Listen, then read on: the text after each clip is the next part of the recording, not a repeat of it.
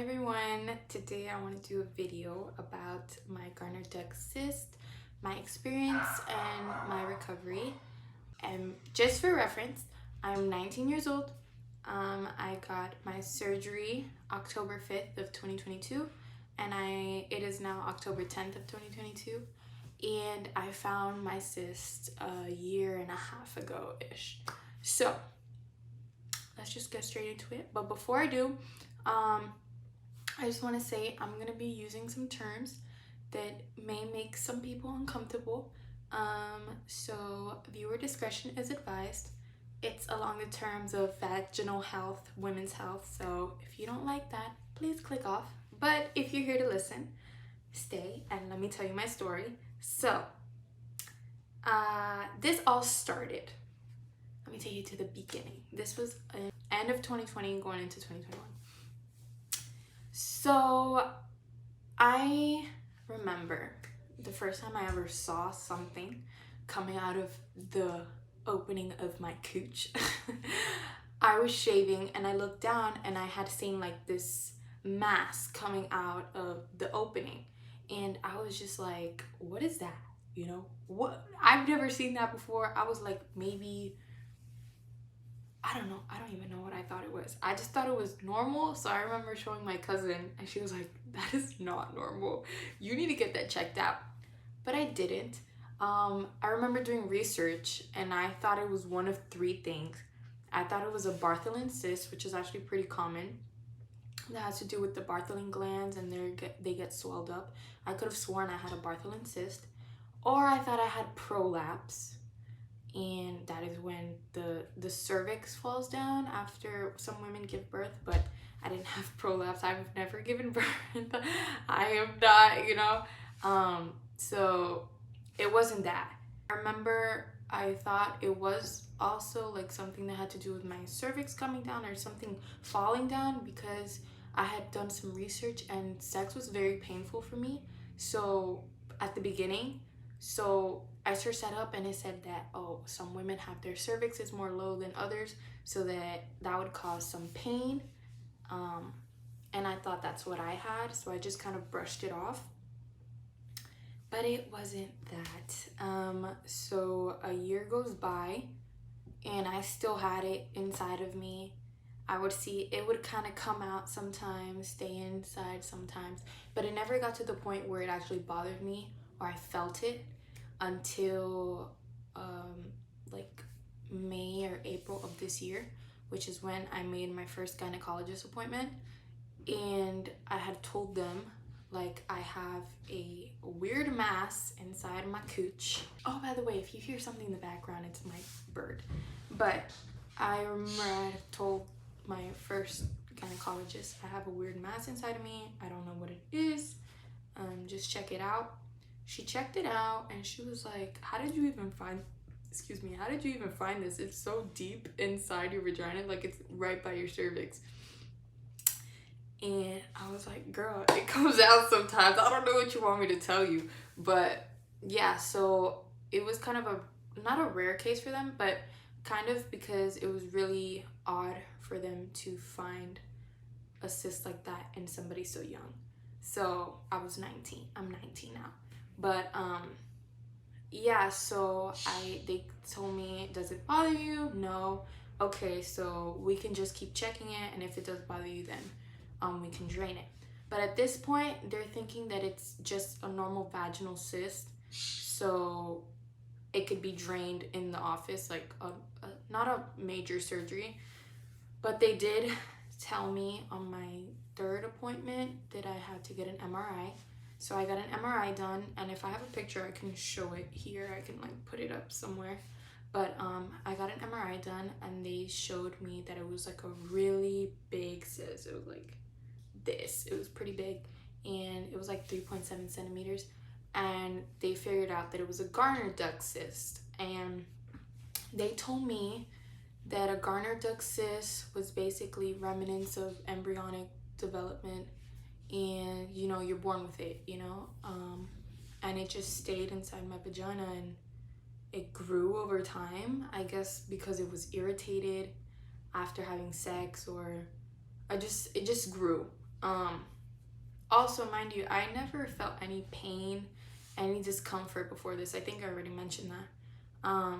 So if I didn't keep feeling pain, or if my pain never grew, I probably wouldn't have taken it out. So they told me that it's a Gartner duct cyst, and that I also have polycystic ovaries, and then I had a cluster of tail gut cysts. So that was just kind of like, what? Oh, my air just turned on. If you hear that, I apologize. But I was just like, what? Like, what is going on? I was really scared because, I mean, you think about it, is it cancerous? Like, I'm scared. There's no cancer that runs in my family, but, you know, you never know. It's something to be concerned about. So at that point, I was like, yeah, it's time to take this puppy out. So I did the MRI in July, and the surgery was scheduled for October 5th. And kind of a little short summary of my experience in the hospital is under general anesthesia. They also had placed a catheter, which is horrible if you've never gotten a catheter inside of you. It's horrible. I don't know, my experience was really bad. It hurt really bad after when they took it out, when I peed after. But I'm getting too ahead of myself. In the hospital, yeah, they had plugged me up with an IV. They told me basically what I was doing, what they were doing. They knocked me out. I woke up in recovery, and they just told me, you know, general rules. You can't pick up anything or make any sort of like crazy movements for 6 weeks, no more than 30 pounds for 12 weeks.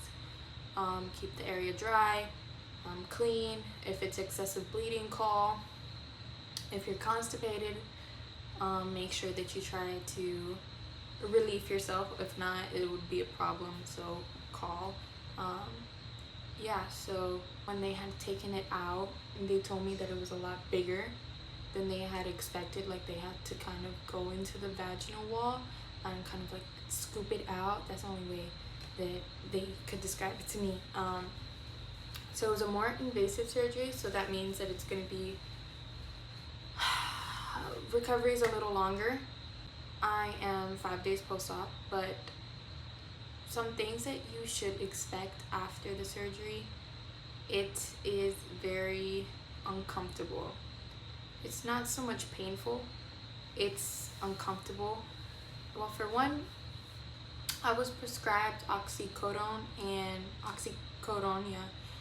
Tylenol and ibuprofen, and some other medications that like kind of like take away nausea if you feel any from the oxycodone. But I didn't take it.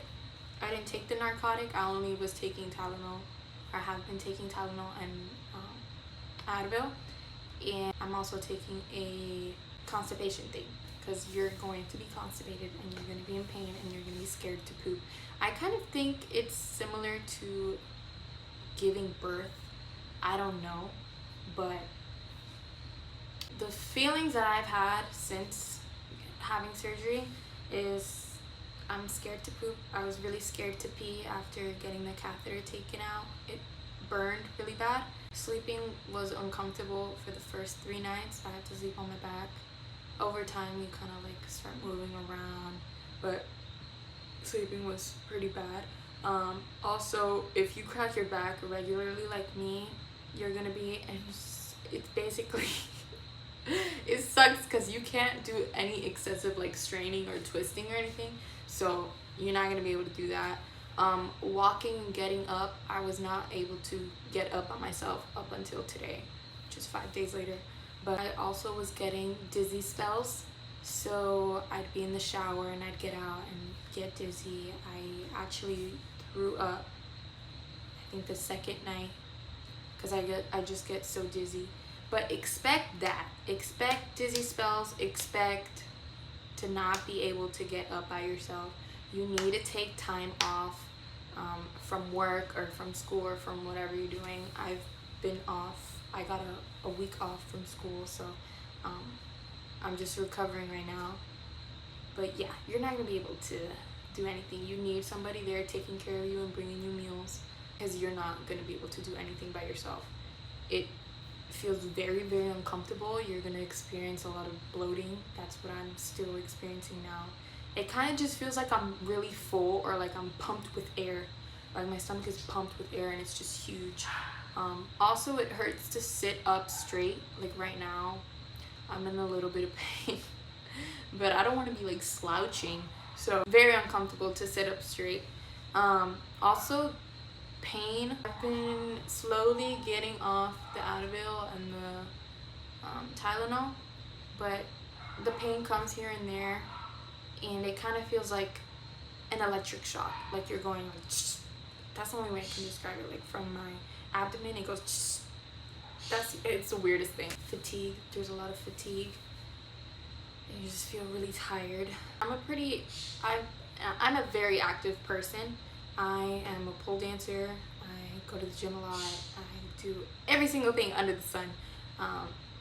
It's kind of hard on me mentally right now, because I have to take so long off, but it's all part of the recovery process. But if I could give advice, is that prepare yourself pre-op.